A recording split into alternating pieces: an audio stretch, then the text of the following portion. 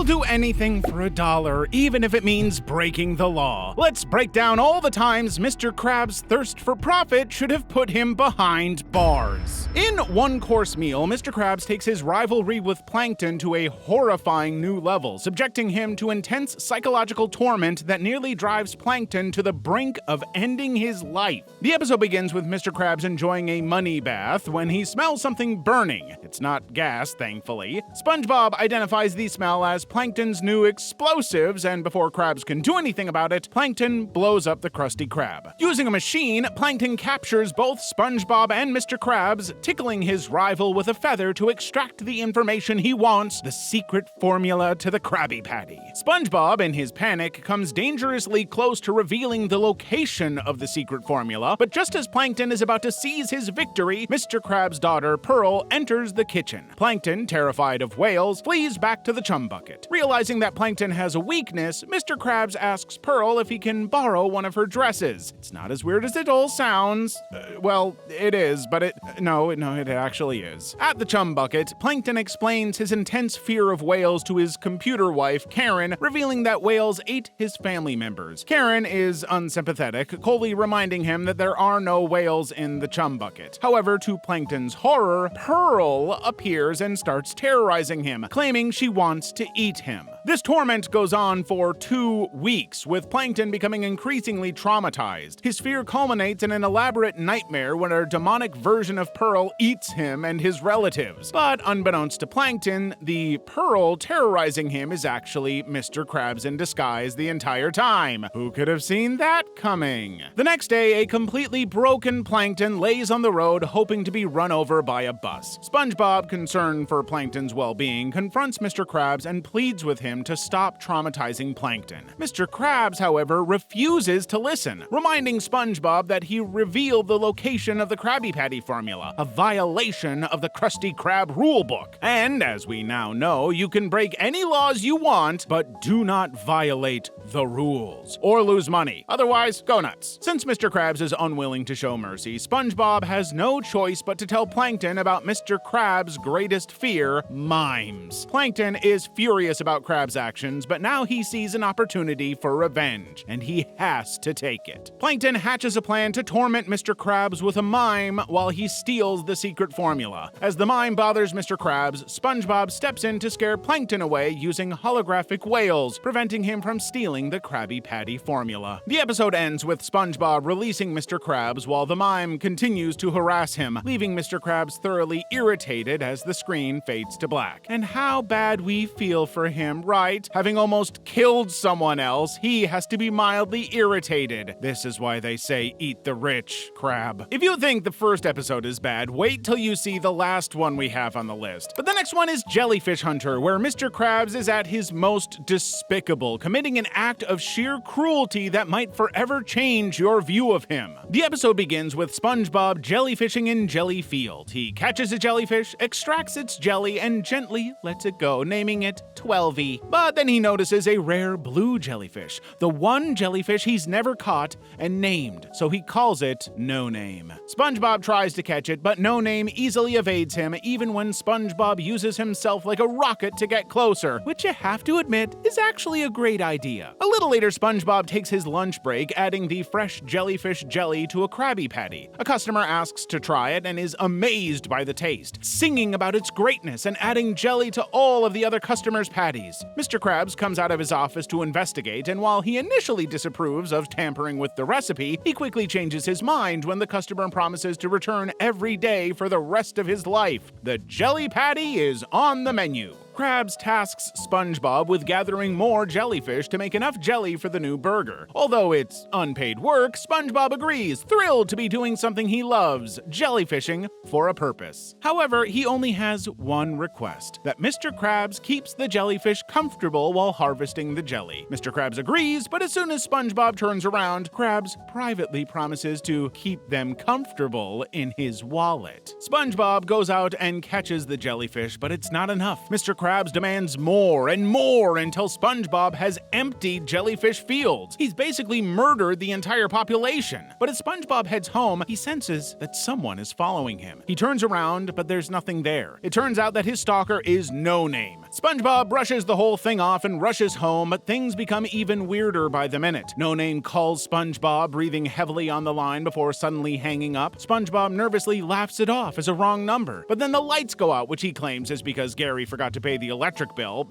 By the way, terrible idea to let your pet pay the bills. We do not endorse snail mail. SpongeBob sees a shadow in the kitchen, thinking it's Gary, but when he investigates, he finds a jellyfish patty made with blue jelly. He eats it, but something is wrong. No Name is there and immediately captures SpongeBob in a jar, taking him to a secret factory somewhere in Bikini Bottom. Inside, SpongeBob discovers that Mr. Krabs is forcibly draining the jellyfish of all their jelly to maximize profits, causing harm and possibly killing them. It's easily one of the most twisted and disturbing things he's ever done in the history of the show. A furious SpongeBob confronts Mr. Krabs, who tries to play it off as a tea party to distract him. Nice try. No Name helps SpongeBob see through the trick, and SpongeBob vows to free the jellyfish. But when SpongeBob tries to open the door, it won't budge. Mr. Krabs brags that the door is voice activated and only opens when he says, "Open," which, of course, opens the door right away, freeing the jellyfish, who swarm Mr. Krabs. He tries to escape, but he's on the stationary exercise bike used to power the machine. The jellyfish zap him before flying away, leaving him charred and defeated, forcing him finally to take jelly patties off the menu for good. No word on if charred crab is on there. SpongeBob vows never to use his jellyfishing net for anything other than sport again, believing jellyfish aren't meant to be kept in captivity. But then, No Name voluntarily enters SpongeBob's net, and SpongeBob names him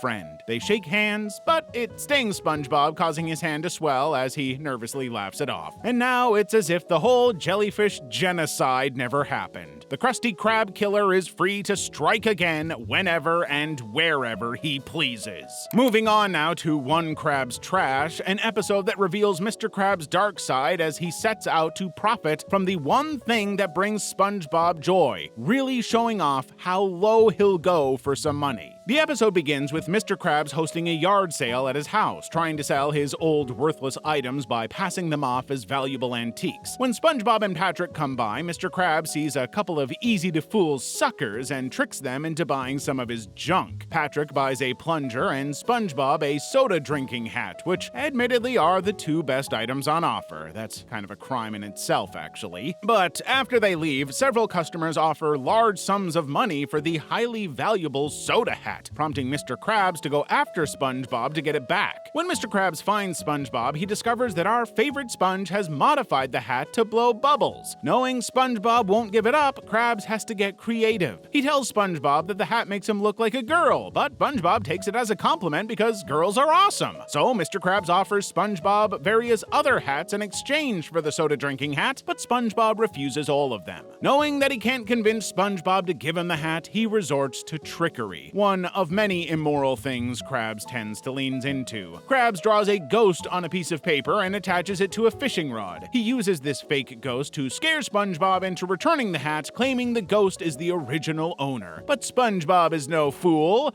Well, he is, but sometimes moments of genius. SpongeBob asks for the ghost's name, forcing Mr. Krabs to quickly invent Smitty Verger Jägerman Jensen. But the whole thing backfires because SpongeBob knows there's an actual dead person by that name. He even returns the hat to Smitty's grave, which is pretty sweet. To get the hat back, Mr. Krabs goes to the cemetery where he finds Squidward mourning at a grave memorializing his hopes and dreams, which is kinda dark, actually. You okay, bro?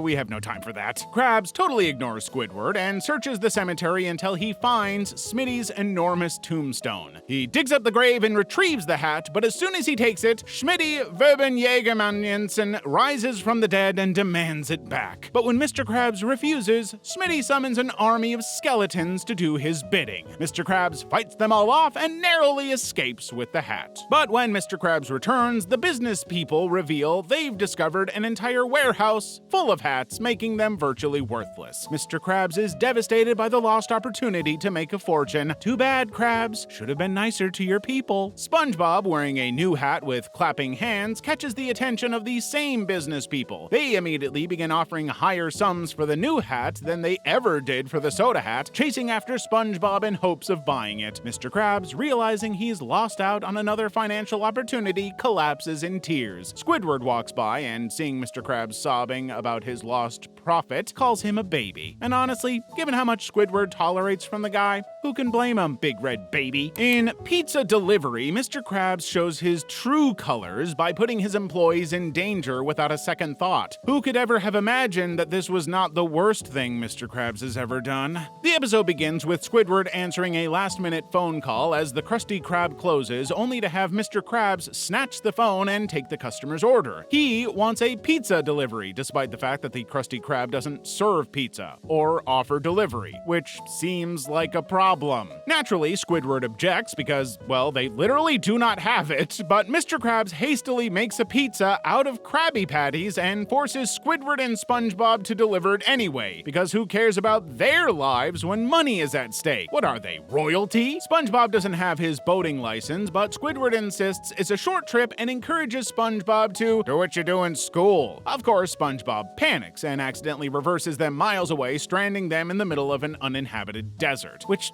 actually is exactly what SpongeBob does in boating school. Arguably better, actually. With the pizza getting cold, Squidward kicks the boat in frustration, causing it to drive off on its own, and leaving them to deliver the pizza on foot. Nice work, Squiddy. The two of them venture off on their quest, but struggle on foot. SpongeBob, inspired by an old pioneer trick, listens to the ground for approaching vehicles. Hearing a truck coming, he performs a strange dance to get the driver's attention, but the truck speeds up, nearly hitting him, so I guess it still counts. The two of them get caught up in a tornado, saved only by the pizza, but when they eventually land, Squidward realizes they've lost sight of the road. Well, don't worry. SpongeBob, a natural wilderness sponge, suggests following moss on a rock, which he claims points to civilization, another pioneering trick. But Squidward, who's more of a city octopus, refuses and walks in the opposite direction. Unfortunate, because SpongeBob was right. The two of them are exhausted and hungry, and Squidward wants to eat the pizza, and SpongeBob insists it has to be delivered. After chasing one another, they spot a giant rock. Well, SpongeBob recalls that pioneers used rocks for transportation all the time, a fact that pushes Squidward over the edge. He knows why there are no pioneers left. They all died due to their bad eating habits and weird travel methods. But then SpongeBob successfully drives the rock, and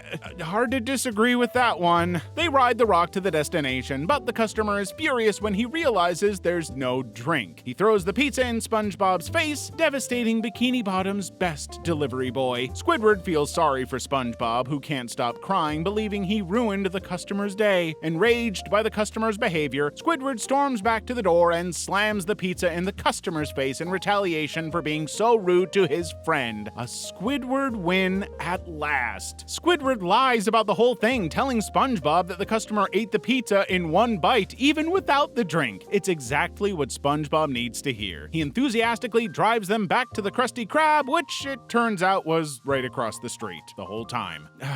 I think for my sanity, we should probably overlook the logic of this whole episode. Next up in our list, an episode where Mr. Krabs hates humans so much that he uses one wish to speak to his true love. Money talks. The episode begins at the Krusty Krab, where a customer requests a specific table already occupied by two elderly patrons. Kinda difficult, but okay. SpongeBob politely explains that he can sit there once the elderly couple leaves, but the customer offers to pay $5 if he can sit there immediately. Well, Mr. Krabs isn't gonna pass up that opportunity. He accepts the offer and promptly kicks the elderly couple out without hesitation, proudly telling his employee, "Money talks." And boy, he really wishes it did. Mr. Krabs sits at home trying to force his money to talk, but it remains silent because, I don't know, it's not a living thing? Frustrated, he loudly says he would do anything to talk to money. Right at that moment, the Flying Dutchman appears and offers to grant Mr. Krabs' wish on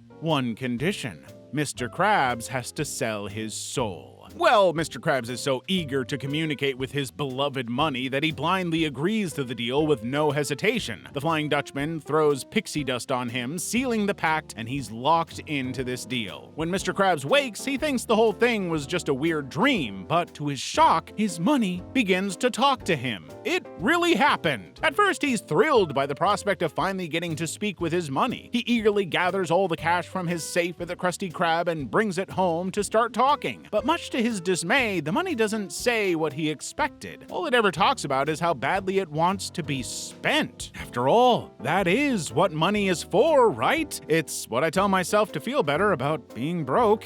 Mr. Krabs gives in to the demands of his money, spending it on bizarre stuff like fairy princess outfits, corn dogs, and diapers. It's actually very relatable. But despite his love for money, Mr. Krabs becomes increasingly concerned about how quickly it's slipping through his fingers. When SpongeBob asks about Mr. Krabs' health, Krabs hands him a bag of money and urges him to bury it somewhere he can't spend it. Mr. Krabs quickly realizes that hiding the money defeats its purpose, and it just takes money away from him. So he snatches the bag back from SpongeBob, reassuring him that everything is fine. But as time passes, Mr. Krabs grows restless. He regrets the deal he made. Overwhelmed by the constant demands of his talking money, he longs to undo the deal. But when the Flying Dutchman reappears to collect Mr. Krabs' soul, he discovers an IOU instead. You see, Mr. Krabs reveals that he has already sold his soul to someone else. Multiple someone's else, actually. A line of monster-like ghosts appears. It turns out that Mr. Krabs has repeatedly sold his soul to different entities, including SpongeBob, because Mr. Krabs had been short on his payday. Come to think of it, this episode really seems to suggest Krabs is taking part in some questionable financial schemes. Fast food and insurance fraud is one heck of a combination. Moving on to Out of the Picture, an episode that shows Mr. Krabs' greed crossing into dangerous territory as he evolves from a frugal business owner into a straight-up murderer. The episode begins with Squidward trying to sell his paintings at the Krusty Krab, demanding the uninterested customer's attention. But one customer is so horrified by Squidward's art that he burns his own eyes after seeing it. The chaos and self-combustion prompts Mr. Krabs to shut down the art show, guaranteeing that Squidward won't sell any paintings. However, SpongeBob steps in, telling Krabs he bought one of Squidward's paintings. An art appraiser arrives and deems the art worthless, but notes that an artist's work tends to become more valuable when the artist is out of the picture, giving Mr. Krabs an idea. Squidward has to die. Whoa, man, big leap from penny pinching to squid crunching. Mr. Krabs starts coming up with ideas to eliminate Squidward, assigning him increasingly dangerous delivery tasks. First, Squidward is sent to Antarctica to deliver a frozen Krabby Patty. On his journey, he mistakes a snow sponge for SpongeBob, but the real SpongeBob is already there casually eating ice. So together, they deliver this frozen burger to an Arctic sperm whale. After the successful delivery, Squidward returns to the Krusty Krab to the disappointment of Mr. Krabs, who decides to send him on another treacherous mission, this time to deliver food to the rock bottomites. And SpongeBob is not allowed to go due to his habit of keeping Squidward alive.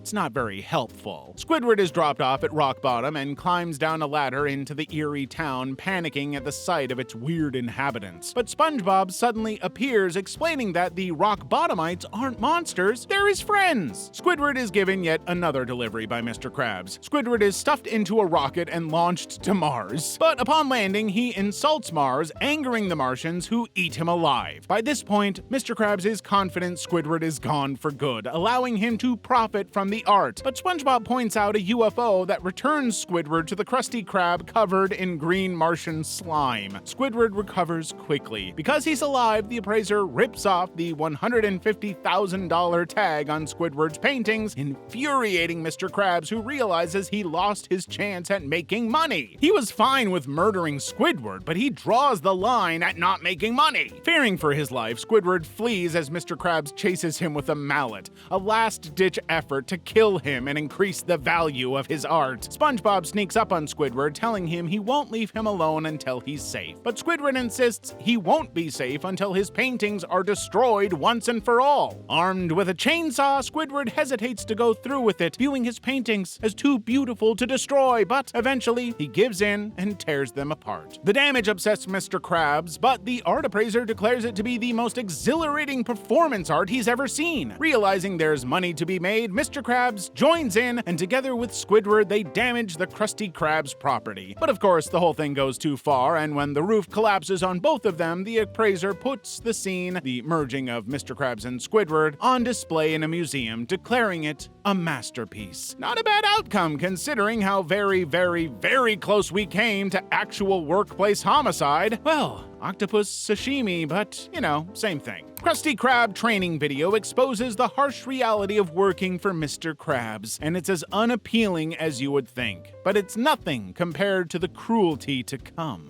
The episode is presented as an industrial-style training video for new employees at the Krusty Krab, primarily targeting SpongeBob himself. The narrator starts by congratulating SpongeBob on becoming the restaurant's latest hire. Ever eager to make a Krabby Patty, SpongeBob asks if he can get started, but the narrator informs him that he must complete his company training before handling a spatula. Seems a little overkill, but let's see what happens. The video then delves into the origin story of the Krusty Krab, explaining how its founder, Mr. Eugene Krabs, came to own the restaurant. After serving in the war, Mr. Krabs fell into a long period of depression, but his fortunes turned around when he purchased a bankrupt retirement home and transformed it into the now famous Krusty Krab. Fast forward to the present day, the video showcases how the Krusty Krab has modernized using the latest in fast food technology. We're talking incredible innovation tools like spatulas and cash registers. These innovations are said to be part of Mr. Krabs' effort to maintain customer satisfaction and ensure the restaurant stays profitable.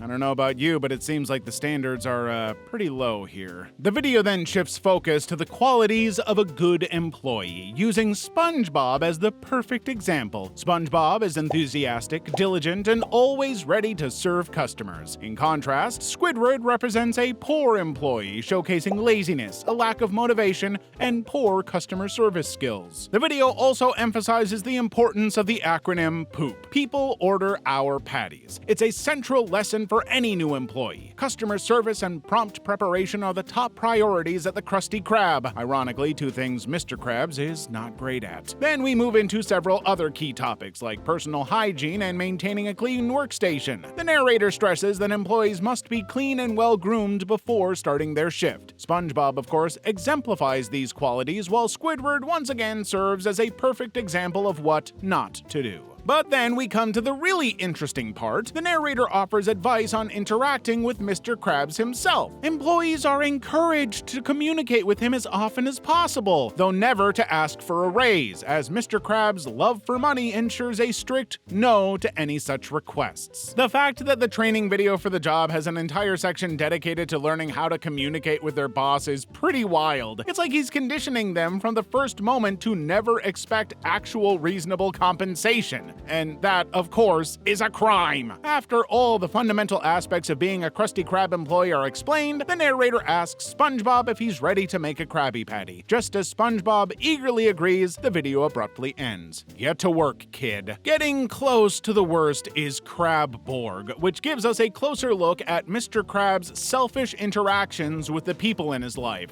Or should that be shellfish interactions?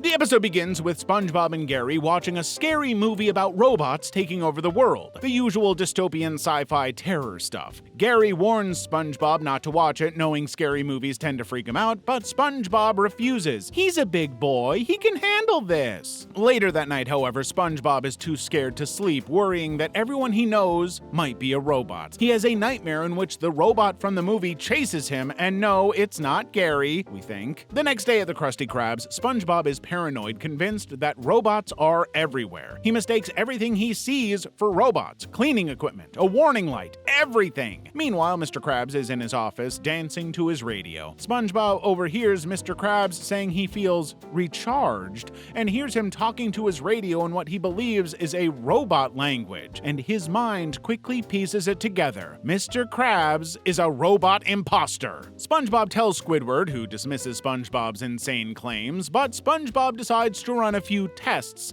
to to prove that Mr. Krabs is a robot. He tests Krabs' sense of humor by having Squidward tell a joke. When Krabs doesn't laugh, SpongeBob believes it's because robots can't laugh, but Squidward insists that Mr. Krabs has just heard the joke before. Then SpongeBob tests Mr. Krabs' emotions by telling him Squidward's father never hugged him, but he forgets that Krabs is emotionally dead, so when Mr. Krabs offers a dismissive response, SpongeBob only becomes more convinced. Finally, SpongeBob attempts the love test by telling Mr. Krabs that Squidward loves him, but Mr. Krabs merely tells him to get back to work. That one, admittedly, was a very long shot. Actually, if Krabs had responded, it may well have been workplace harassment, which would be an actual crime. In his office, Mr. Krabs' radio breaks. He decides to give the batteries to his daughter Pearl as a Christmas present, which is sweet in a money-hungry crab kind of way. Just as he prepares to eat a hard-boiled egg, SpongeBob interrupts him again, startling Mr. Krabs and causing him to throw a salt shaker into his eyes. As Mr. Krabs runs out of his office, screaming in pain with glowing red bloodshot eyes holding tongs in his hands, Squidward sees him and becomes convinced that Mr. Krabs is a robot. He tells SpongeBob to do the unthinkable, call the Navy. A good solution to every problem. But the automated phone system makes SpongeBob think robots have taken over the Navy too. In a moment of irrational panic, Squidward announces over the microphone that robots are taking over the world, causing all the customers to flee the Krusty Krab. When Mr. Krabs returns from the bathroom, he heads back to his office, unaware that the restaurant is now empty. Of course, if he knew he wasn't making money, well, he would be very aware of that. SpongeBob remembers that in the movie, the characters got information from the robots to determine the real person. So he and Squidward tie up Mr. Krabs and interrogate him, which is a totally normal reaction to this whole situation.